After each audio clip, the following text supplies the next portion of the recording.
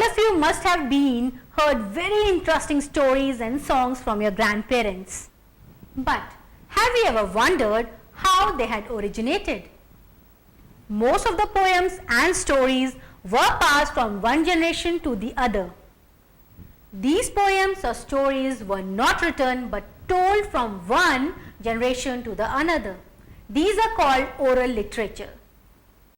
The oral literature, which is the earliest form of literature, has been passing from one generation to the other by word of mouth.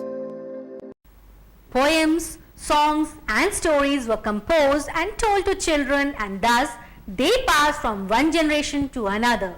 The proverbs and sayings we use today were also passed on from one generation to the generations in a similar way.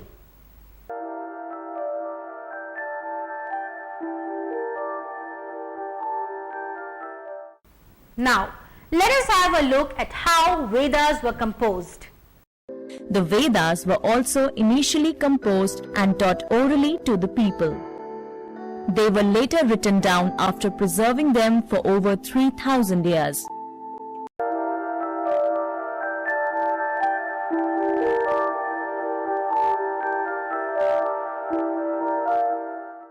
Epics are common to all the states in our country. Students, what are the great epics of India? The Ramayana and Mahabharata are the great epics of India, which bring out the heroic tales of those times. The Ramayana, composed by Valmiki, is considered the first kavya in Sanskrit literature. It is the epic of Ram and Sita and the heroic deeds of Ram to save Sita from Ravan.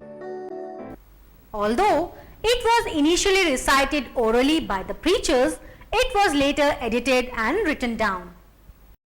The Mahabharata, composed by Ved Vyas, is another epic of India, which is the story of the conflict between the Pandavas and Kauravas over power of the kingdom.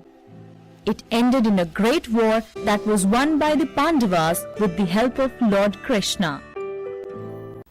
Students, the Mahabharata is one of the largest poems in the world, which consists of hundreds of small poems.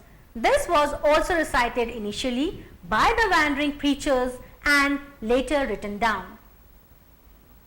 The historians believed that these epics were given the final form only 1600 years ago, although these were composed much earlier.